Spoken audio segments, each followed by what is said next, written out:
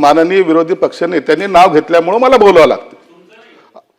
मंत्री कोण म्हणजे ना संजय शिरसाट म्हणजे कोण दुसरा आहे? ऐकून घ्या सभापती महोदय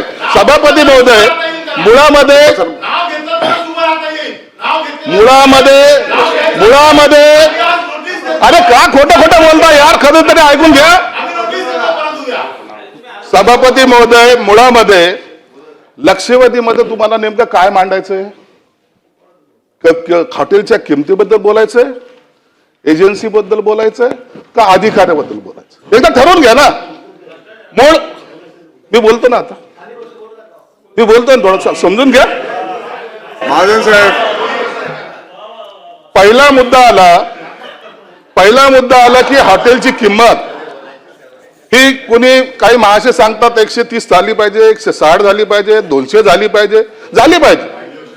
मूळ तुम्ही समजून तर घ्या विषय काय आहे. एक हॉटेल स्थापन झाली 30 वर्षापूर्वी. काही भागधारक शेअर होल्डर एकत्रित आले, त्यांनी त्यात शेअर टाकले. ऐकून घ्या, पहिला विषय ऐकून घ्या. एकत्रित आले, त्यांनी ती कंपनी स्थापन केली.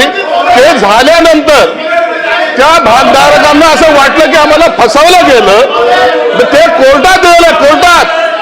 कोर्टामध्ये जाऊन त्यांनी विनंती केली की आम्हाला आमचे पैसे पाहिजेत, आम्ही जे पैसे या हॉटेलमध्ये टाकलेत ते पाहिजेत.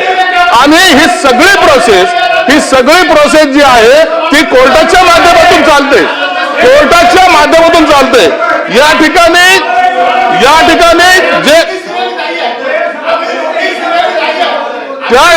कोर्टाने आदेश दिलेले आहेत. हे या महसूल विभागाचं काम आहे. महसूल विभागाचा कर्मचारी त्या ठिकाणी त्यांना बोलता आलं.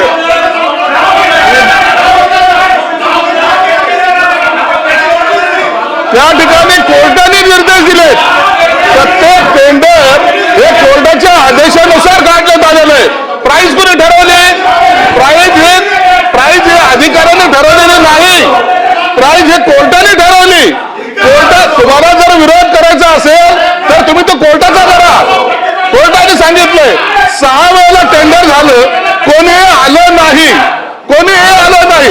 दर वेळेला टेंडर फ्लोट करताना कोर्टाची परमिशन घ्यावी लागते. कोर्टाची परमिशन घेतल्यानंतर टेंडर फ्लोट होते.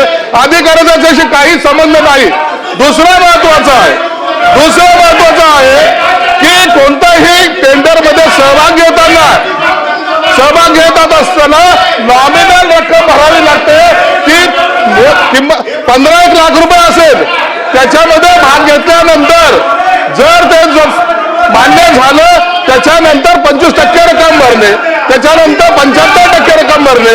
परंतु हे यांना ऐकायचंच नाहीये.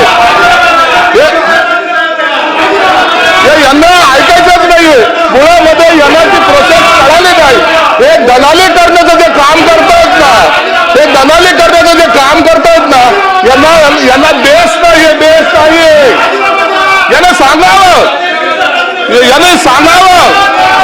यांनी सांगावं जा कोर्टाच्या समोर, सांगा कोर्टाला तुम्ही हे चुकीचं केलेलं आहे. कोर्टाला बोला ना तुम्ही. जेव्हा कोर्टामध्ये मॅटर आहे तुम्हाला बोलायचा अधिकार काय प्राप्त होतोय?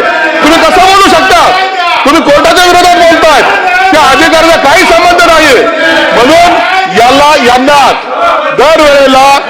दरवेळेला आपलं काही लोकांनी आपला उखळ पांढरा करण्यासाठी, ब्लॅकमेल करण्यासाठी हा रचलेला डाव आहे. म्हणून यांना कोर्टाच्या आदेशानुसारच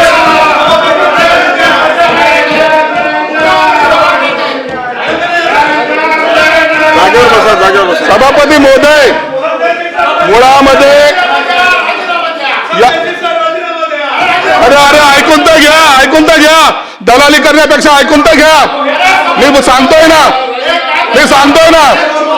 तुम्हाला जर कायदा कळत नसेल तर आमच्याकडून शिकून घ्या.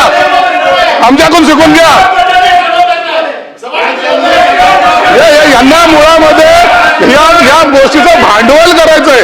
शिवसेना प्रमुख असताना जोडाबी मारला असता. आता मराठी माणूस पुढे चाललेला पाहवत नाही यांना. मराठी माणूस पुढे झालेला पाहवत नाही हे नाव देतात. म्हणून आता ही जी काय कोर्टाची प्रक्रिया आहे, आपण या कोर्टाच्या प्रक्रियेनुसार काम झालेलं आहे. 20 तारखेपर्यंत टाइम दिला होता. 25% भरायचा टाइम आहे 20 तारखेपर्यंत दिला होता. 20 तारखेपर्यंत पैसे भरले नाही तर ती प्रक्रिया ऑटोमॅटिक रद्द होते. कदाचित हा कायदा यांना माहिती नाही, म्हणून यांनी जे काही आरोप केले ते एकदम बिनबुडाचे आहेत.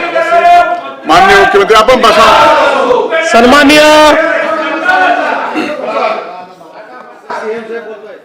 सन्माननीय सभापती महोदय,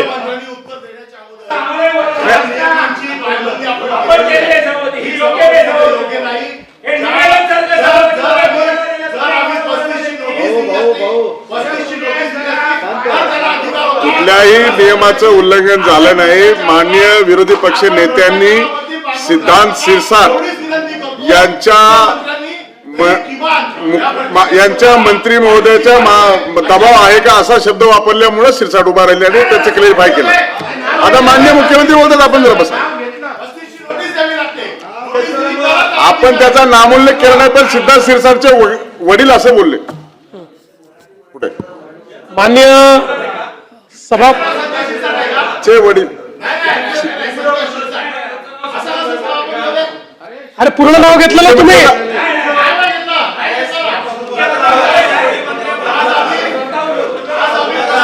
आता आपल्याला अपेक्षित उत्तर माननीय मुख्यमंत्री देतात. बसा जरा.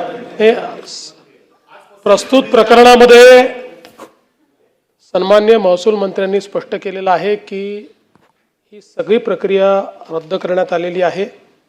त्यामुळे नव्याने प्रक्रिया करण्यात येईल. मंत्र्यांनी देखील आपला खुलासा या ठिकाणी केलेला आहे. तुम्हाला मान्य असो की नसो त्यांचा खुलासा झालेला आहे. तथापि या ठिकाणी आपण काही मुद्दे मांडलेले आहेत आणि अशा प्रकरणामध्ये पारदर्शिता असली पाहिजे, म्हणून या संदर्भात अटी शर्ती किंवा इतर प्रक्रियेमध्ये कुठे अनियमितता झालेली आहे का याची उच्चस्तरीय चौकशी केली जाईल.